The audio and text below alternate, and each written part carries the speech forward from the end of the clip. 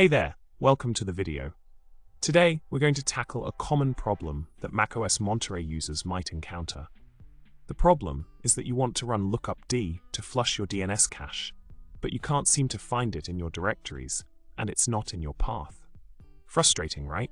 You've already tried searching in bin, sbin, and system, but no luck so far. Let's see how we can solve this dilemma. So the solution to our problem lies in the fact that lookupd has been replaced by dscacheutil. When you try man lookupd, you actually get the man page for dscacheutil, which tells us that it handles operations against the directory service cache, including cache flush. To flush the DNS cache, you can use the following command: sudo kill all mdns responder, kill mdns responder helper, sudo dscacheutil flush cache. It might seem like a bit of a chore, but it does the trick. In summary, if you're struggling to find lookupd to flush your DNS cache on macOS Monterey, fear not. The tool has been replaced by dscacheutil, which can handle cache-related operations, including cache flush.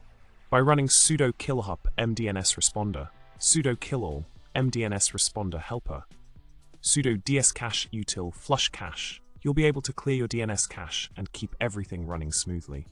Thanks for watching, and remember to like, subscribe, and comment below with your thoughts. See you next time.